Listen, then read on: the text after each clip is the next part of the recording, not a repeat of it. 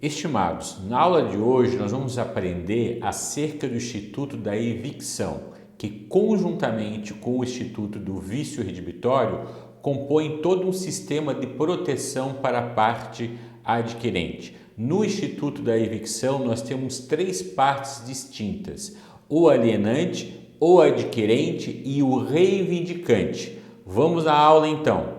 Estimados, conforme já dito, o Instituto da Evicção envolve três partes distintas. Agora é o alienante de um lado, em que aliena um bem para o adquirente. E aí vai ter uma terceira figura chamada reivindicante. Então preste atenção no seguinte exemplo. A vende para o adquirente B um veículo, omitindo dele que tinha uma demanda jurídica com o banco Y. O banco Y é um reivindicante. Então A vende para B. B é o adquirente. O adquirente não sabe que há um litígio sobre aquele carro entre o alienante e o reivindicante. Após a entrega do bem e o pagamento, tempos depois, há uma decisão judicial reconhecendo que aquele bem, aquele veículo, não era do alienante, mas sim era do reivindicante. O que vai acontecer? O reivindicante, em ação própria, vai reaver. Por que ele é chamado de reivindicante? Vocês vão aprender do jeito das coisas que o proprietário ele pode reivindicar, ou seja, buscar a coisa onde ela estiver e com quem estiver. Essa é uma das prerrogativas do proprietário, quem tem o Instituto da Propriedade. E o Estado reconhecendo que o proprietário é o reivindicante, ele vai, em ação própria, determinar, normalmente liminarmente, a posse desse veículo para o banco. Esse veículo está na posse do adquirente, que adquiriu de boa fé. Ele adquiriu do alienante, sendo que o alienante omitiu para ele que tinha um litígio com o banco Y. Um dia o banco Y é reconhecido judicialmente como o verdadeiro proprietário. Ele vai entrar com uma ação contra o possuidor atual, quiçá uma busca e apreensão contra o atual possuidor. E quem que é o atual possuidor? É o adquirente. Nesta ação, o adquirente passa a ficar desapossado do bem. Vamos então, para a gente compreender melhor, já que demos o exemplo, para a literalidade da lei. O que diz o 447? Nos contratos onerosos, o alienante responde pela evicção. Subsiste esta garantia, ainda que a aquisição se tenha realizado em asta pública. Esse desapossamento da coisa tem que ser ou em razão de uma causa jurídica, que sempre foi reconhecida isso pelo direito, essa causa tem que ser uma causa jurídica, mas alguns doutrinadores e alguns casos práticos nos levam a crer também que essa causa muitas vezes pode ser uma causa administrativa, né? A vendeu o veículo para B, mas esse veículo tinha o número do chassi do motor adulterado e agora o B não pode utilizar a coisa porque houve uma apreensão do veículo pelo órgão estatal, ou seja, o Detran faz a apreensão desse bem. E aí não é uma decisão judicial, é uma constrição administrativa. Quando eu aprendi a evicção, a causa poderia ser uma causa jurídica. A causa do desapossamento sempre tinha que ser uma decisão judicial. Essa é a regra, mas eventualmente pode ser também esse desapossamento uma consequência de uma causa administrativa. E a doutrina e a jurisprudência têm aceitado a aplicação do Instituto da Evicção no caso do desapossamento se dá em razão de uma causa administrativa. Então o instituto é bem simples, é um instituto junto com o vício redibitório, um instituto protetivo da parte adquirente. No vício redibitório a coisa tem um vício ou um defeito que só é verificado depois, por exemplo, da compra e venda. Aqui é garantia caso o adquirente venha perder a coisa em razão de uma decisão judicial que ele desconhecia quando efetuou um negócio jurídico. Pense a seguinte situação, nesse exemplo que eu dei para vocês, o alienante vende para o B, o adquirente é o B. É justo que se tiver uma decisão judicial dizendo que aquele veículo é de Y e haja uma decisão judicial dando a posse daquele veículo para o banco Y, é justo que o adquirente, o B, fique sem o dinheiro e sem o bem? Não é justo, né, gente? E justamente é esse o instituto da evicção. Toda vez que vocês ouvirem, né, um instituto que determine exatamente isso, ou seja, a parte vai perder o bem em razão de um desapossamento, uma decisão judicial. Sendo que essa decisão judicial ela é anterior à entabulação do negócio jurídico. Vamos ver o que reza agora o 448.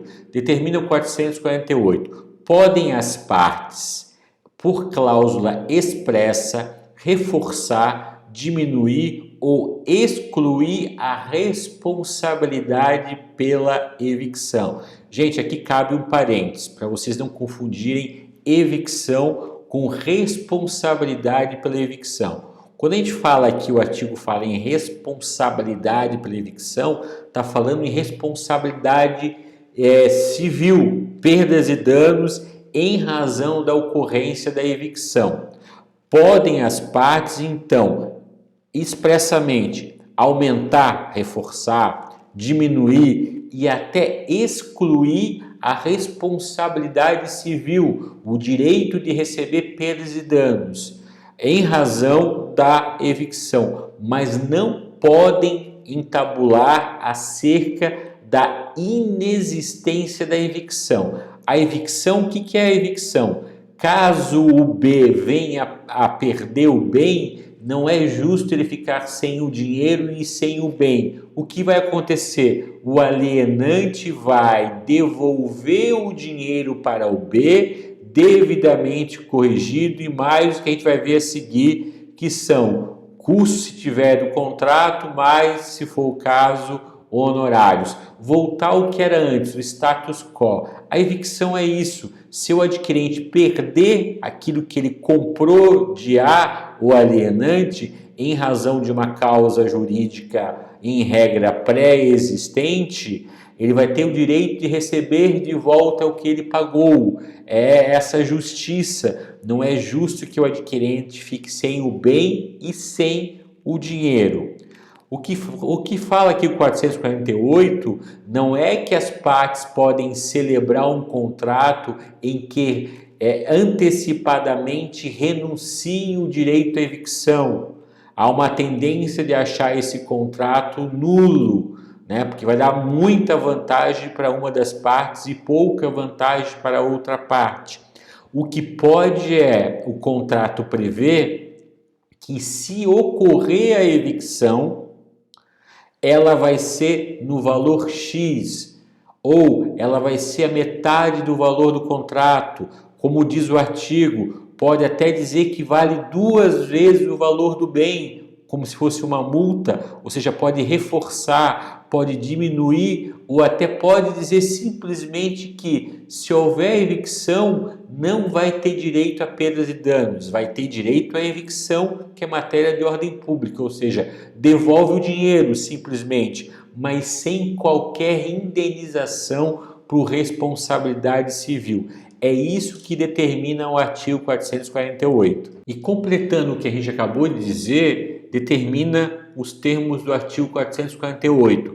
Não obstante a cláusula que exclui a garantia contra a evicção, a garantia a responsabilidade civil contra a evicção. Se essa se der, tem o direito o evicto a receber o preço que pagou pela coisa evicta, a coisa que perdeu. Se não soube do risco da evicção ou dele informado, não o assumiu. Foi o que eu falei anteriormente. Pode haver até cláusula que aumente, diminua ou até exclua a responsabilidade da evicção, mas não poderá ter uma cláusula obstante. Tendo essa cláusula, não pode haver uma cláusula que renuncie o direito que o evicto tem de receber de volta o que pagou antes. Porque, como eu falei para vocês, não é justo, não é lógico que ele fique sem o bem e sem o dinheiro. Não é justo, socialmente não é correto isso,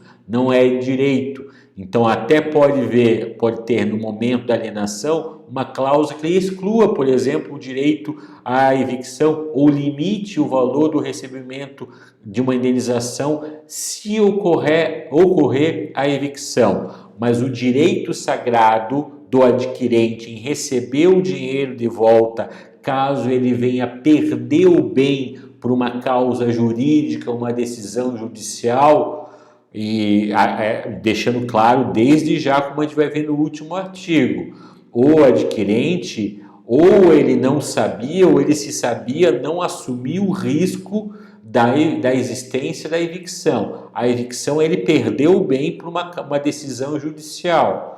Ok? Um juiz de direito diz que o bem não é do vendedor e nem foi do adquirente comprador, mas o bem era de um terceiro, reivindicante, era do banco. Um dia esse banco vai exercer o direito sagrado de ter a coisa em sua posse, já sendo reconhecida a sua propriedade. Não pode o adquirente ficar sem a coisa e sem o dinheiro. Ele vai ter o direito, no mínimo, à evicção. Talvez ele tenha direito à evicção mais perdas e danos. E é lícita uma cláusula que aumente, diminua e até exclua o direito à responsabilidade civil à execução. Então, se eu colocasse uma questão de prova dizendo o seguinte, olha, as partes podem celebrar no contrato uma cláusula excluindo o direito à evicção.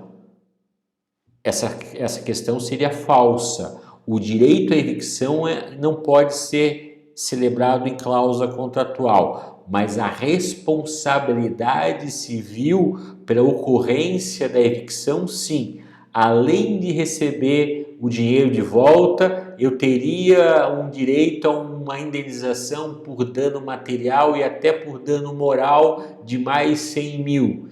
Isso pode ser negociado. O direito à responsabilidade oriunda ou como consequência da evicção pode ser objeto do contrato, não o direito à evicção, ok? Dando seguimento, então, vamos ver o que diz o artigo 459. Olha lá, eu adiantei para vocês que era o status quo, tem que voltar tudo que era antes. O que diz o 450? Salvo estipulação em contrário, tem direito o evicto, além da restituição integral do preço das quantias que pagou, porque não é justo ele ficar sem o bem e sem o valor que ele pagou, mais a indenização dos frutos que tiver sido obrigado a restituir. Digamos que, em vez de um automóvel, o adquirente adquiriu uma casa e, no período em que ele teve a posse dessa casa, ele construiu uma edícula, ou seja, ele acrescentou frutos, ele acrescentou benfeitorias àquele bem, ele terá direito a benfeitorias e direito à indenização, caso ele tenha feito algum acréscimo naquele bem. Então, terá direito ainda à indenização pelas despesas do contrato e pelos prejuízos que diretamente resultaram da evicção. Esses prejuízos, como a gente viu nos artigos antecedentes, eles podem ser negociados, tá? Mas, em regra, ele tem direito a receber o que pagou, mais frutos ou algum acréscimo que ele tenha feito no bem, né? para não gerar um enriquecimento sem causa do banco, as custas judiciais e aquilo que tem mais de sagrado na face da terra, que são os honorários do advogado. Diz o parágrafo único, o preço, seja a evicção total ou parcial, será o do valor da coisa na época em que se venceu e proporcional ao desfalque sofrido no caso de evicção parcial. Então é no momento que aconteceu a evicção é que o valor do bem tem que ser mensurado para exercer o direito pleno à evicção, que vai levar em consideração, inclusive, se houve um aumento do valor da coisa, um acréscimo no valor do bem. Então é esse o instituto. O adquirente tem uma proteção caso ele haja uma perda da coisa em razão de uma causa jurídica. E só irá voltar ao status quo se muitas vezes houver a devolução do dinheiro, mais o pagamento de benfeitorias, frutos, indenização de despesa que ele teve no contrato. O adquirente pode ter pago para fazer o contrato, ele pode ter tido despesas contratuais, ele também pode ter despesas com o advogado que ele teve que contratar para tentar defender a posse do bem. Tudo isso foi pensado pelo legislador. Dando seguimento, então, reza o 451. Subsiste para o alienante esta obrigação, a obrigação da evicção, ainda que a coisa alienada esteja deteriorada, exceto havendo dolo do adquirente. Ou seja, mesmo que tenha um perecimento parcial da coisa, ainda vai ter direito o adquirente à evicção, a não ser que ele tenha provocado essa deterioração. Ok? Então vamos ver agora o 452 que diz: se o adquirente, 452 do Código Civil, se o adquirente tiver auferido vantagem das deteriorações e não tiver sido condenado a indenizá-las, o valor das vantagens será deduzido da quantia que lhe houver de dar o alienante, para não gerar o enriquecimento sem causa. Digamos que o objeto da compra e venda foi um terreno e tinha pinos. Se o adquirente vendeu, por exemplo, recolheu e vendeu parte desse pinos, se ele vir perder a coisa, ele auferiu vantagens. E essas vantagens serão diminuídas do direito da evicção que ele tiver, ou seja, do valor que ele terá direito de receber. Lembra do status quo.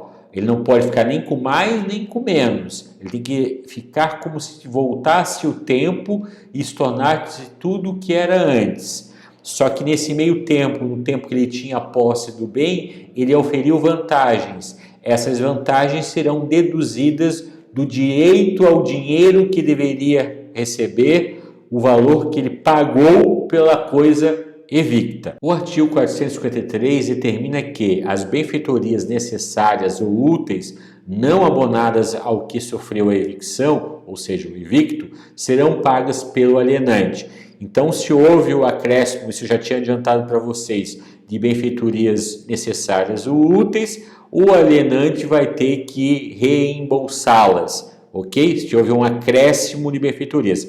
Claro que as voluptuárias, que é a outra espécie de benfeitorias, poderão ser levantadas, por exemplo, uma piscina, e levadas junto, retidas pelo evicto. Vamos ver o que diz agora o 454. As benfeitorias abonadas ao que sofreu a evicção tiverem sido feitas pelo alienante, o valor delas será levado em conta na restituição devida. O que pode acontecer, o que diz o 454?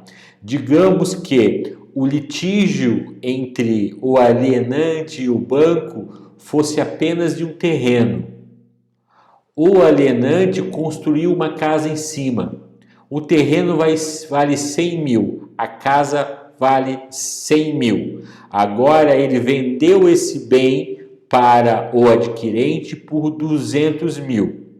Será que é justo o banco, sendo que o acessório segue o principal? O banco vai ser declarado proprietário do terreno, mas tem uma casa construída em cima. Será que é justo? Será que gerar um enriquecimento sem causa se o banco ficar com a casa e com o terreno? Porque o objeto do litígio primário era apenas um terreno. Só que o alienante construiu uma casa. Ele vendeu uma casa e um terreno agora por 200 mil para o adquirente. O adquirente vai ser reembolsado pelo alienante no valor de 200 mil, porque é o direito da evicção. Só que será que é justo todo o prejuízo ficar com o alienante e toda a benesse ficar para o reivindicante? O que vai acontecer? O que reza o 454? O alienante vai indenizar pela evicção o evicto, o adquirente, em 200 mil, só que ele vai se subrogar, ele vai ter o direito de ser indenizado pelo banco em 100 mil, porque agora foi ele que fez a benfeitoria. Anteriormente, a benfeitoria era feita pelo adquirente. Quando a benfeitoria é feita pelo alienante, aquele que vai ficar com a propriedade do bem, que é o banco, no meu exemplo, ele vai ter que indenizar o alienante para ficar equiparado, para não haver um enriquecimento sem causa de nenhuma das partes. Por fim, vamos caminhando para o final, a questão da evicção parcial, do 455. Se parcial mais considerável for a evicção, poderá o evicto optar entre a rescisão do contrato e a restituição da parte do preço correspondente ao desfalque sofrido. Se não for considerável, caberá somente o direito à indenização.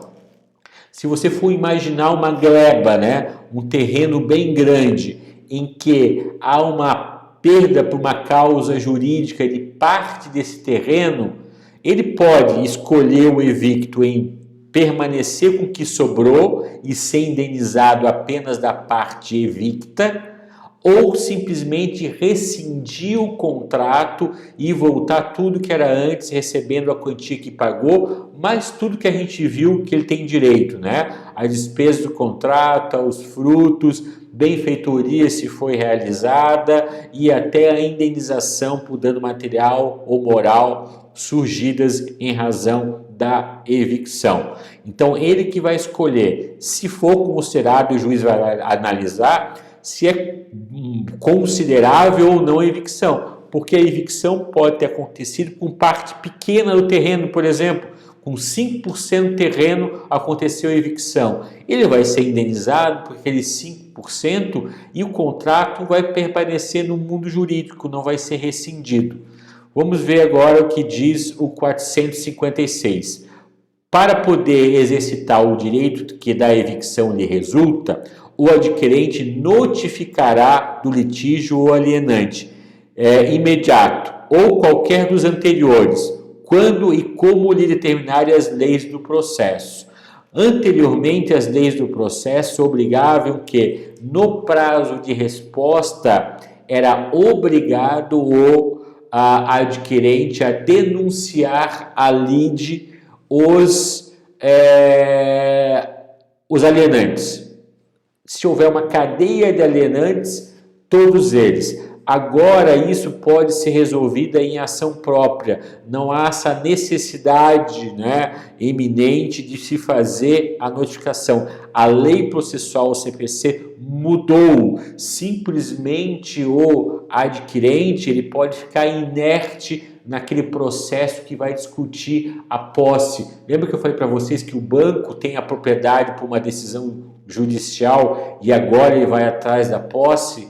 Nesse processo, o adquirente pode quedar-se inerte completamente e ele, em ação própria, vai exercitar o direito. Numa ação pelo rito comum, ele poderá exercitar o direito à evicção. E qual é o direito à evicção? É isso tudo que a gente viu agora. Ele recebeu o que ele pagou, porque não é justo ele ficar sem o bem e sem o pagamento.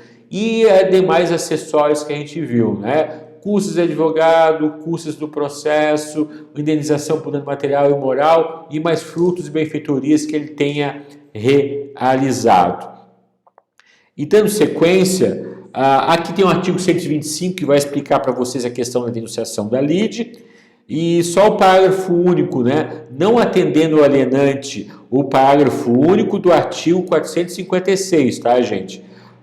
Não atendendo o alienante à denunciação da lide e sendo manifesta a procedência da evicção, pode o adquirente deixar de oferecer contestação ou usar de recursos. É exatamente isso que a gente viu. Ele simplesmente pode não contratar o advogado, perder a coisa em ação própria, aí sim ele valer o direito à evicção. O 457, por fim, não pode o adquirente demandar pela evicção se sabia que a coisa era alheia ou litigiosa. Lembro que eu falei para vocês desde o início dessa aula. O adquirente ele tem que desconhecer esse litígio anterior, ou se ele até conhecia, ele tinha quase certeza de que não iria ocorrer a evicção. Ele não anuiu, ele não quis correr o risco. Ele sabia que até tinha um litígio, mas ele tinha absoluta certeza de que não iria ocorrer a evicção. O próprio alienante fez ele crer, mesmo ele sabendo, que não tinha perigo nenhum da evicção acontecer. É que tem alguns casos que a defesa fica muito difícil, né? Imagina você adquirir um veículo por 30% do valor correto do veículo e depois você alegar que não sabia que aquele veículo era litigioso entre o alienante e o banco Y. É meio difícil sustentar essa fundamentação, porque o juiz vai perceber, poxa, o veículo vale 100 mil e foi comprado por 30 mil, será realmente que ele não sabia dos perigos da evicção ou ele não quis correr o risco? Ele sabia. Muitas vezes vai ser a melhor prova. Gente, o fato aqui para encerrar é o evicto, o comprador, o adquirente tem que estar de boa fé. Ele adquiriu o bem de boa fé e restou evicto. Ele vem a perder a coisa por uma causa jurídica, uma causa antecedente jurídica ou administrativa. Basicamente, na maioria dos casos, uma decisão judicial que vai desapossá-lo da posse do bem o qual ele pagou. Para ele não ficar sem o dinheiro e sem o bem, ele vai ter direito à evicção, mas ele não pode, saber que havia o litígio. Ou até se ele sabia, se ele não quis correr o risco, ele imaginava que não teria risco nenhum. Ok? Gente, então esse era o direito à evicção. É simples. Toda vez que vocês ouvirem uma história de que alguém perdeu o bem após ter adquirido de boa fé e perdeu esse bem por uma causa, uma penhora antecedente, um litígio com o banco, uma expropriação anterior que ocorreu e culminou depois do negócio jurídico, essa decisão judicial, estaremos diante de uma evicção. E aprendemos hoje todos os direitos do evicto. Até a próxima aula, então.